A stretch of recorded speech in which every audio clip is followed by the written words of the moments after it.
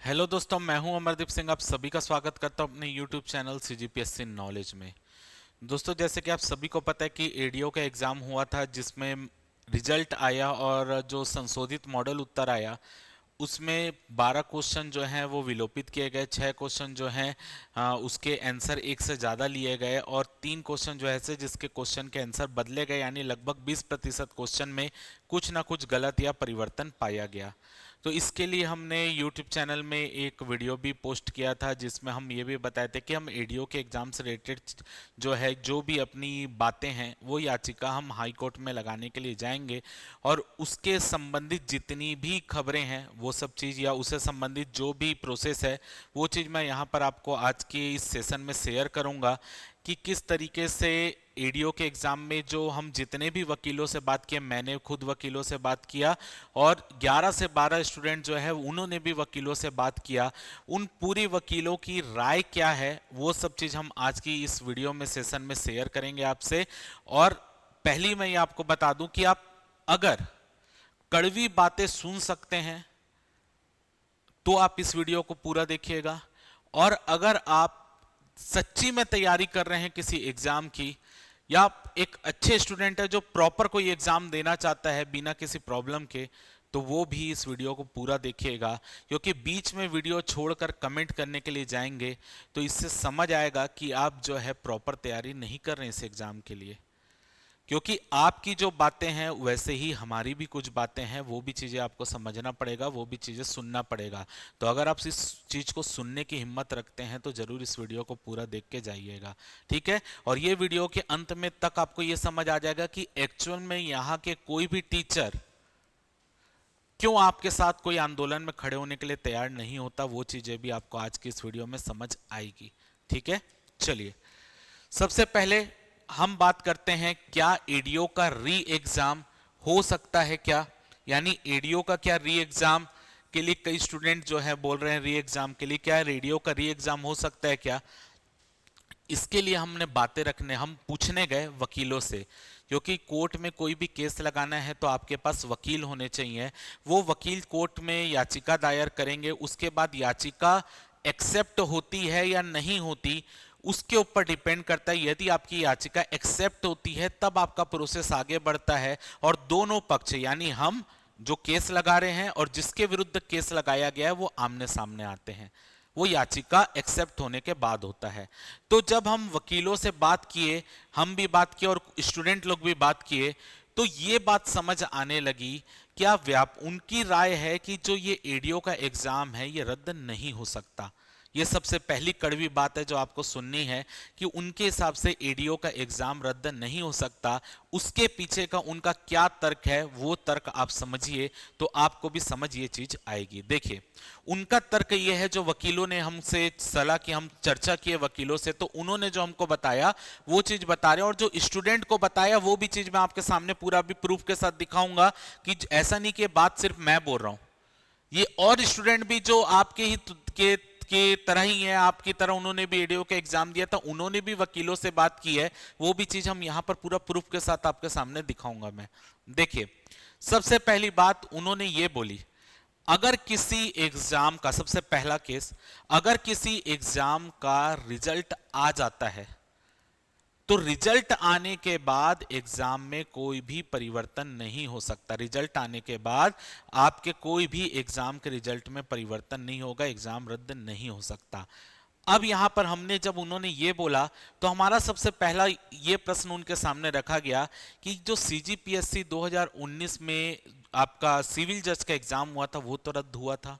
तो उन्होंने बोला कि वो एग्जाम पहले चरण में रद्द हो गया था, यानी जब आपका प्री का एग्जाम हुआ, प्री का एग्जाम रद्द हुआ, उसके बाद के चरण बचे हुए थे, मेंस बचा हुआ था, इंटरव्यू बचा हुआ था, तो ये पूरे चरण की प्रक्रिया बची हुई थी। तो ऐसी स्थिति में उनका रिजल्ट, पूरे पेपर का पूरा सिलेक्शन रिजल्ट नहीं आया था, लेकिन जो एडीओ का एग्जाम हुआ है इसमें सिलेक्शन रिजल्ट आ चुका है, यानी जो टॉपर है उनके नंबर आ चुके हैं।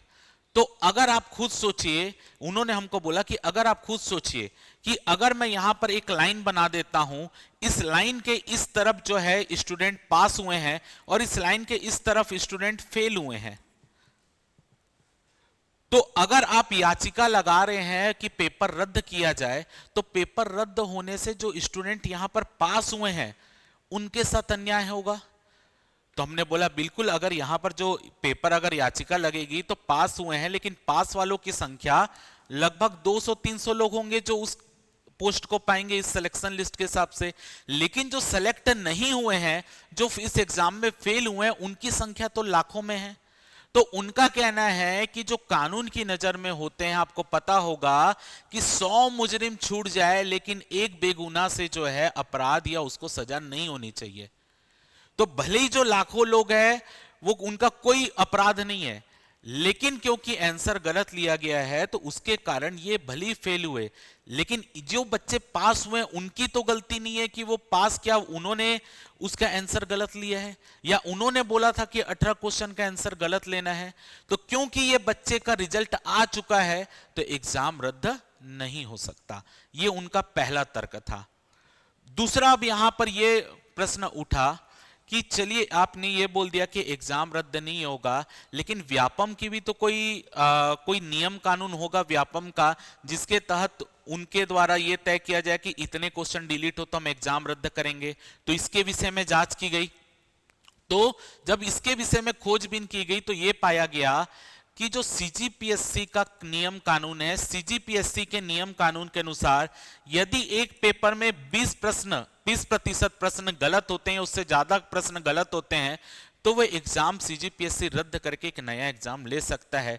लेकिन व्यापम के केस में ऐसा कोई नियम कानून नहीं बना है। तो व्यापम के केस में अगर कोई नियम कानून नहीं बना है तो आप व्यापम के ऊपर इस आधार पर पेपर रद्द होने के ऊपर आप याचिका नहीं लगा सकते। तीसरी बात यहां पर उभर के आई कि अगर देखिए व्यापम का जब नोटिफिकेशन आया था, व्यापम के नोटिफिकेशन में साफ साफ लिखा था, ऐसा उन्होंने कहा जब हम नोटिफिकेशन हम उनको दिखाए कि प्रश्न के एक से ज्यादा उत्तर भी हो सकते हैं। ऐसा हुआ तो दोनों उत्तर या 3 उत्तर जो भी लिया जाएगा उसमें आपका बोल सकते हो कि उसके लिए आप कोई भी आपत्ति नहीं लगा सकते और उसको दोनों उत्तर को सही माना जाएगा। तो अगर व्यापम के उसमें पहले से लिखा हुआ है तो आप उसके ऊपर याचिका नहीं लगा सकते। यानी पूरे तरीके से अगर आप रद्द करने की, री एग्जाम करने के लिए याचिका लगाते हैं तो आपका याचिका एक्सेप्ट ही नहीं करेगा कोर्ट। तो अगर याचिका एक्सेप्ट ही नहीं करेगा कोर्ट तो ऐसी स्थिति में आपका एग्जाम कैसे हो जाएगा, री एग्जाम कैसे हो जाएगा? या याचिका एक्सेप्ट ही नहीं करेगा तो व्यापम को तो जवाब देने ही नहीं बुलाएगा, सरकार को जवाब देने ही नहीं बुलाएगा, तो यहां पर एग्जाम री एग्जाम कैसे हो जाएगा? तब भी हमने उनको फोर्स किया, हमने उनसे पूछा कि आप एक बार याचिका लगा कर देखिए। तो आपको पता है कि वो साफ मना कर दिए, क्योंकि हर वकील ये चाहता है कि उसका ट्रैक रिकॉर्ड साफ रहे। तो उन्होंने मना कर दिया कि नहीं, हम नहीं लगा सकते। तो हम फिर 2, 3, 5 टोटल 11-12 वकीलों से हमने इसी विषय पर बात की। और मैंने अकेले नहीं की, स्टूडेंट लोग भी थे। अब वो स्टूडेंट जो, मैं तो अलग वकीलों के पास जा रहा था जो मेरी पहचान में वकील होंगे, स्टूडेंट जो बिलासपुर में रहते हैं वो अपनी पहचान वाले वकीलों के पास गए और पूछे कि क्या हम री एग्जाम कराने की याचिका लगा सकते हैं। तो आप उनका जवाब देख लीजिए कि वो स्टूडेंट ने जब पूछा तो उनके जवाब देखिए।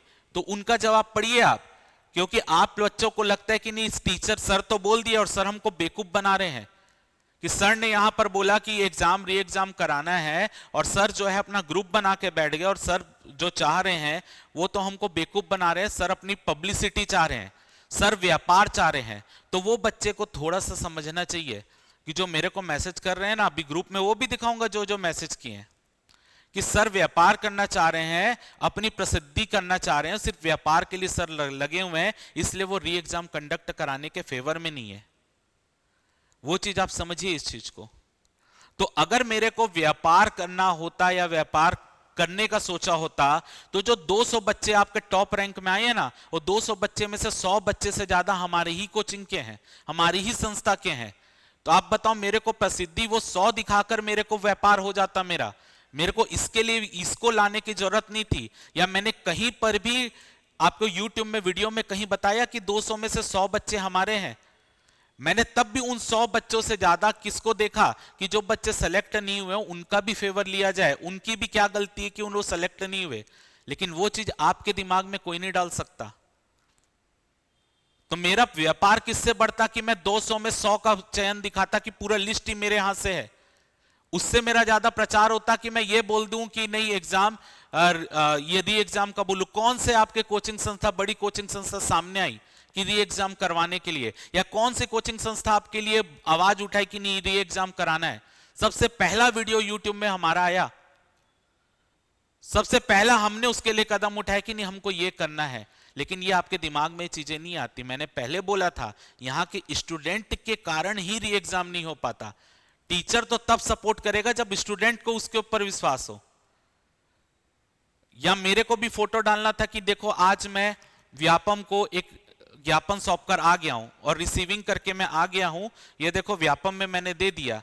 क्या आप अध्यक्ष से मिले वहां जाकर? नहीं, आपने व्यापम को जाकर सिर्फ वहां पर जो बाहर बैठते हैं रिसेप्शन में, वहां से सील लगा के रिसीविंग करा के आ गए और पब्लिक में डाल दिए कि देखो हमने व्यापम में पारदर्शिता के लिए वहां पे डाला है। ये मैं भी कर सकता था, इसमें क्या बड़ी बात है। लेकिन मैंने कठिन मार्ग सोचा जिसमें खर्चा होगा, बड़ी मुद्रा लगेगी जिसके लिए, लेकिन वो चीज आपके समझ में नहीं आएगी। पब्लिसिटी डालता तो मैं जितने वकीलों से मिलने गया सबकी फोटो लेकर आपके लिए डालता, देखो मैं यहां गया हूं, यहां गया हूं। 3-3 दिन रात को 2-2 बजे 3-3 बजे हम वकील से मिलकर लौट रहे हैं। हम दूर गए थे, बिलासपुर गए हैं, रायपुर में गए हैं, कई जगह, तो वहां से लौट रहे हैं रात को। लेकिन वो चीजें अगर मेरे को पब्लिसिटी करना होता मैं वो डालता आपके लिए, लेकिन मैंने वो नहीं डाला।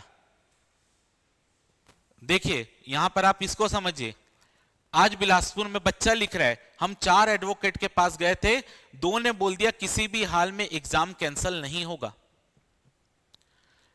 और जो बाकी 2 बचे हैं उनका उन्होंने ट्रैक रिकॉर्ड चेक किया वकीलों का, तो वो वकील पैसा खाने के लिए करते थे। जो 2 वकील बोल रहे थे हाँ केस एक्सेप्ट हो जाएगा, वो 2 वकील का उन्होंने ट्रैक रिकॉर्ड चेक किया, वो बच्चे खुद किए, और उन्होंने बताया कि सब आसपास बताया कि वो पैसा लेने के लिए, पैसा लेने के बाद केस वेस खारिज हो जाएगा, आपसे 2-2.5 लाख रुपए शुरू में मांगेगा। और बच्चे से मांगा भी गया था, इन लोग अकेले नहीं थे, 5-6 लोग का ग्रुप था, बच्चे से पैसा भी मांगा गया, 2-2.5 लाख रुपए दो हम केस लगाएंगे।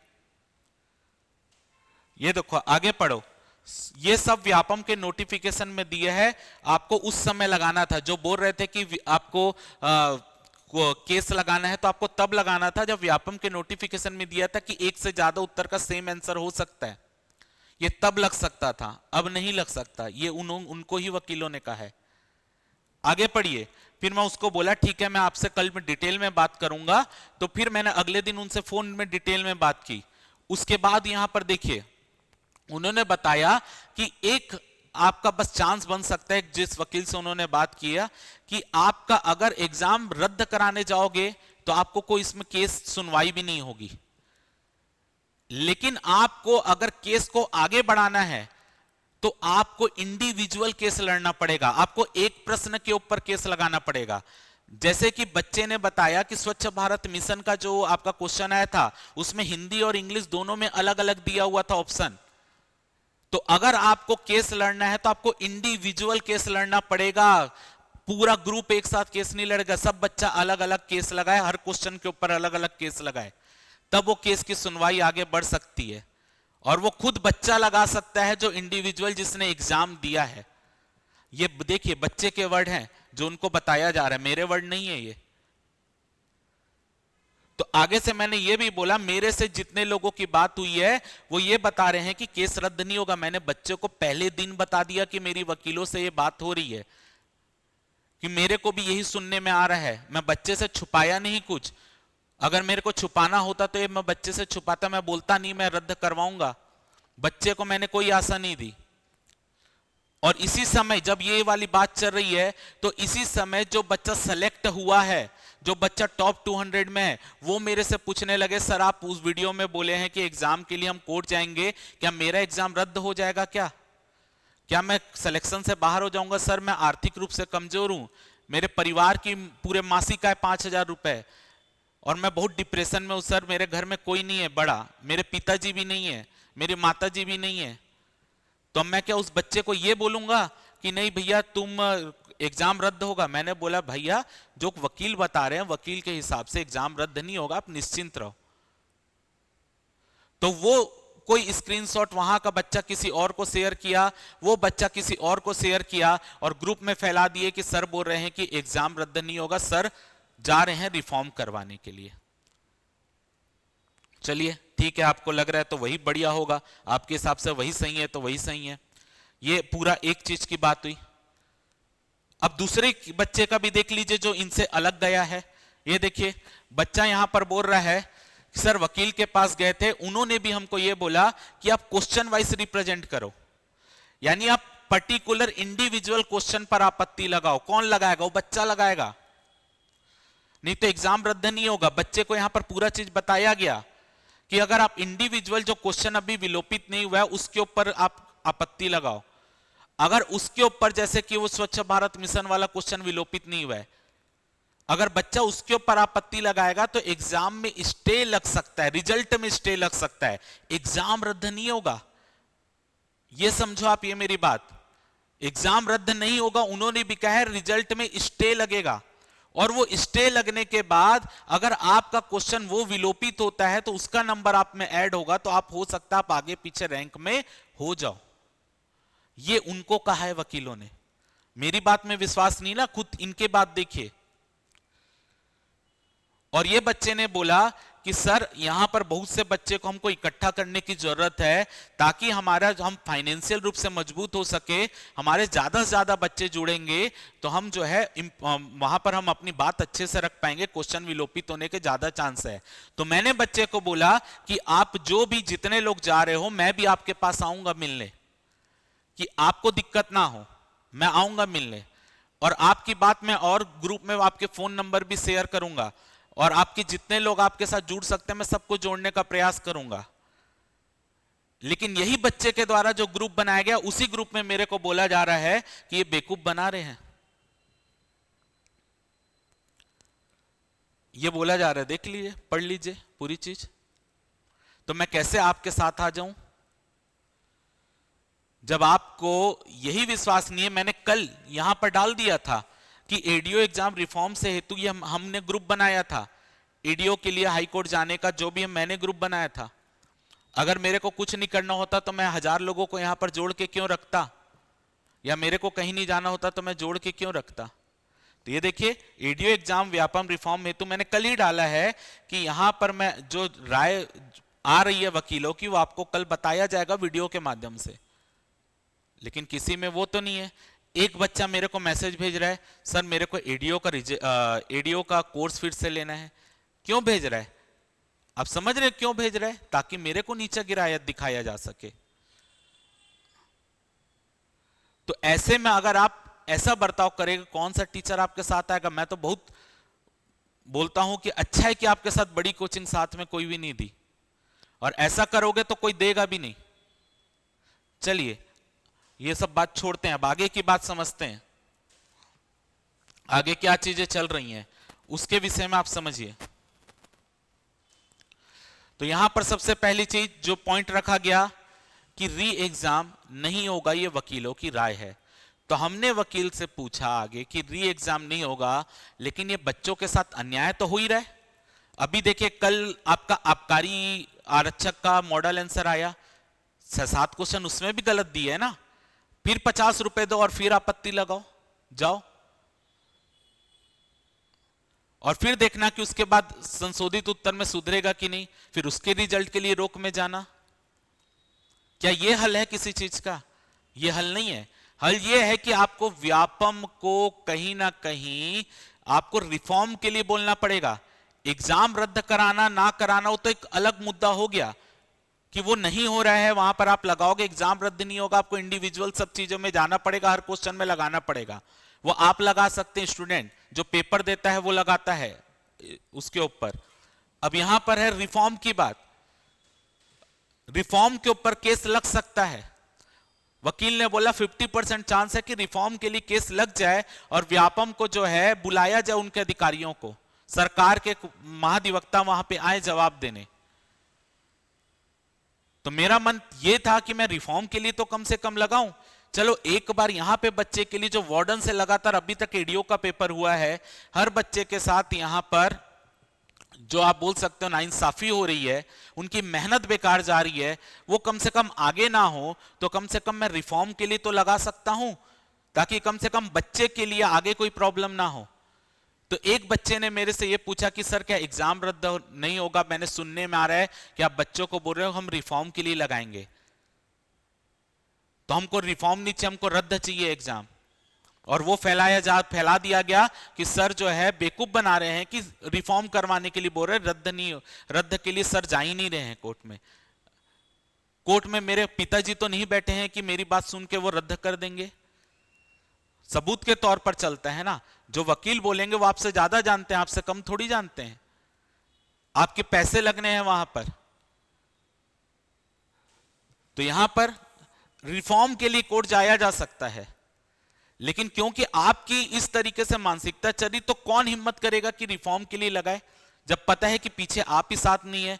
कंपेयर करते हैं अपने आप को वहां से, अभी एसएससी के लिए हुआ था, जब एसएससी के लिए हो गया तो एसएससी होने के बाद वहां पे सब बच्चे उनका सपोर्ट करने आए थे, टीचर को लेके गए बच्चे सपोर्ट करने आए थे। कौन सर को उनको गाली दे रहा था, कौन बोल रहा था कि आप प्रचार के लिए कर रहे हो? क्या वो रद्द कराने गए थे? नहीं, रिफॉर्म करवाने गए थे। तो यहां के तो बच्चे पहले बाद में चालू होती है, गालियां पहले देते हो, तो कौन सामने आ जाएगा आपके लिए?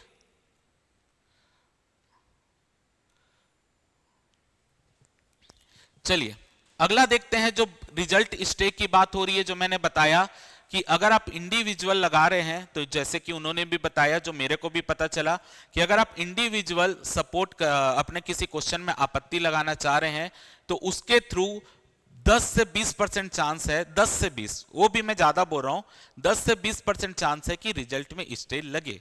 लेकिन रिजल्ट में स्टे लगने का मतलब ये नहीं है कि एग्जाम दोबारा होगा। वो एक क्वेश्चन बदल के आपको, या एक क्वेश्चन डिलीट करके उसके अनुसार आपकी मार्किंग कर देंगे। तो जो बच्चे टॉप में आ रहे हैं उनके रैंक में कोई ज्यादा परिवर्तन नहीं आएगा। लेकिन अगर उस क्वेश्चन का आंसर सही लिया गया, क्योंकि वो क्वेश्चन का आंसर तो अभी वो क्वेश्चन ही गलत है, क्योंकि हिंदी इंग्लिश ट्रांसलेशन में अंतर है, तो अगर कुछ बच्चों के नंबर में फर्क आएगा तो एक आधा नंबर से वो ऊपर हो जाएंगे रैंक से। तो वो बच्चे जो एकदम बॉर्डर में है और उनको लग रहा है कि वो क्वेश्चन विलोपित होने से उनको फायदा होगा, आप जाकर यहां पर लगाइए। लेकिन रिजल्ट एग्जाम फिर से होगा ऐसा कुछ नहीं है। हाँ, रिजल्ट स्टे लग के आपके नंबर ऊपर थोड़े हो सकते हैं, उससे आपका रैंक थोड़ा ऊपर नीचे जो भी होना है वो हो सकता है। ये वकीलों की बात है, मेरी बात नहीं है। तो अगर आपको जाना है तो आप ये जा सकते हैं। अब है यहां पर चौथी बात, जो बच्चे सेलेक्टेड हो गए हैं वो पीजीडीआरडी की डिग्री के लिए पूछ रहे हैं, क्योंकि कई बच्चे ऐसे हैं जो टॉप में आए, उनके पास पीजीडीआरडी की डिग्री नहीं है। तो वो बच्चे ये जा रहे हैं, कल आपके पंचायत विभाग के मंत्री से वो मिलने जाएंगे बच्चे, कल परसों में, और वो यहां पर ये बात रखने वाले हैं पीजीडीआरडी की डिग्री में कि उनकी जांच हो। अब एक बच्चा मेरे को मैसेज किया, बोलता है सर पीजीडीआरडी की डिग्री नकली बन रही है, आप उसके ऊपर कोर्ट में केस लगाओ। तो आपको पता है कोर्ट सबूत के आधार पर चलता है, ये भी हमने पूछा। तो कोर्ट सबूत के आधार पर चलता है। अगर आप कोर्ट में लगा रहे हो कि ये व्यक्ति पीजीडीआरडी की डिग्री ये यूनिवर्सिटी नकली बनाकर दिया है, मान लीजिए, तो कोर्ट सबूत मांगेगा। सबूत में मेरे को किसी का अगर कोई बच्चे, फिर मैंने उसको बताया बच्चे को कि कोर्ट सबूत पर चलता है। अब कोर्ट सबूत पर चलता है तो कोर्ट को, एक बच्चा मेरे को रिजल्ट में नाम धुंधला करके भेज रहा है अपना कि देखो सर मैंने नकली बनवाया था, या ग्रुप से किसी दूसरे ग्रुप से वो उठा के भेजा कि ये बच्चे ने नकली बनवाया है, देखो वो बच्चा खुद ग्रुप में शेयर कर रहा है कि मैंने नकली बनवाया है। इस आधार पर मैं आपत्ति लगाऊं? अगर ये बच्चे का वास्तव में नकली बना है, अगर ये बच्चे का वास्तव में अगर ये नकली बनाया है और ये इसका नाम यहां पे क्लियर हो गया कि नाम कौन सा बच्चा, क्योंकि वो नाम धुंधला डाला है, ये बच्चा ब्लैक लिस्ट हो जाएगा और भविष्य में कभी एग्जाम नहीं दे पाएगा। तो ये बच्चा नाम शेयर नहीं कर रहा है, केवल मार्कशीट शेयर कर रहा है, तो उसके आधार पर क्या आपत्ति लग जाएगी? ऊपर से अगर आपने केस लगाया ना, वो यूनिवर्सिटी आपके ऊपर मानहानि का केस कर देगी कि आप गलत जानकारी दे रहे हो। समझ रहे हो? तो ये पीजीडीआरडी की डिग्री के लिए क्या होगा? पीजीडीआरडी की डिग्री के लिए आप सरकार से डिमांड की जाएगी, तो वो बच्चे लोग मिलने जा रहे हैं मंत्री से और उनको ये बोलेंगे कि आप एक कमेटी बनाओ और वो कमेटी निष्पक्ष जांच करे हर डिग्री की। ये हो सकता है और यही उन लोग कर रहे हैं। वो कोर्ट में उनका कुछ नहीं है, उनको भी पता है कुछ नहीं होगा वहां, तो ये पीजीडीआरडी वाले बच्चे ये कर रहे हैं। तो ये मैंने पूरी जानकारी आपको दे दी कि क्या क्या चीजें चल रही है। तो एग्जाम रद्द नहीं होने वाला, ऐसा वकीलों का कहना है। दूसरा, अगर आपको रिफॉर्म के लिए लगाना है कि आपके साथ आगे ऐसा ना हो, तो आप रिफॉर्म के लिए कोर्ट जा सकते हो। लेकिन अगर आप हमारे से उसके लिए बोल रहे हो कि हम उसको लीड करें या सहायता करें, तो पहले आपको भी अपने दिमाग में क्लियर होना पड़ेगा कि अगर कोई किया जा रहा है यहां पर आपके लिए, तो आपको उसको मानना चाहिए, ना कि उसके लिए आप कुछ भी करो, निंदा करने आ जाए या इधर से उधर कोई चीज सर्कुलेट कर दे, उसी की बेइज्जती करने लग जाए। ऐसा कभी नहीं होगा। यहां के तो बच्चे साथ में ही नहीं आते रिफॉर्म के लिए।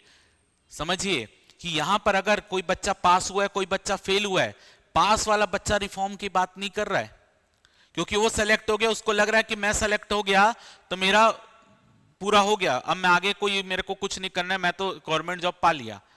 और जो बच्चा सेलेक्ट नहीं हुआ है वो पेपर रद्द कराने की बात कर रहा है, रिफॉर्म की बात नहीं कर रहा है। आज आपने आबकारी में भी उसको भुगता, अभी आने वाले एग्जाम में 50-50 रुपए दीजिए पर क्वेश्चन के, और यही प्रक्रिया चलते रहेगी।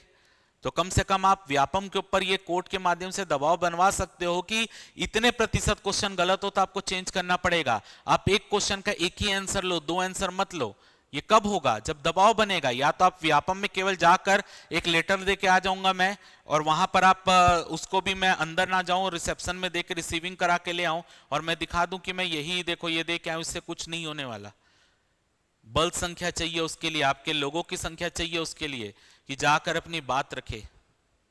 लेकिन यहां के स्टूडेंट तो वो चाहते ही नहीं है, केवल घर में बैठकर। और भी मैं बताता हूं, वो बच्चे लोग जो लगा रहे हैं, उनके ग्रुप में 300-400 लोग थे कि हम कोर्ट में जा रहे हैं, कल आपको मिलना है हमको आकर। कितने लोगों ने हामी भरी? 300 में 300 लोग तो शामिल हो गए, हाँ मीडियो का विरोध करेंगे। 5 बच्चे ने उसमें से बोला कि हम कल कोर्ट आएंगे, बाकी बच्चे कहां गए? और आप बोलते हो कि टीचर अकेला जाकर वहां पे परिवर्तन कर दे, और करने की कोशिश करे तो उसी को गाली दोगे, तो कौन आपका साथ देगा? तो ये पूरी जानकारी थी। अगर आपको चीजें समझ आई हैं, जो चीजें मैंने बोला है, अगर चीजें समझ आ गई तो बहुत बढ़िया है।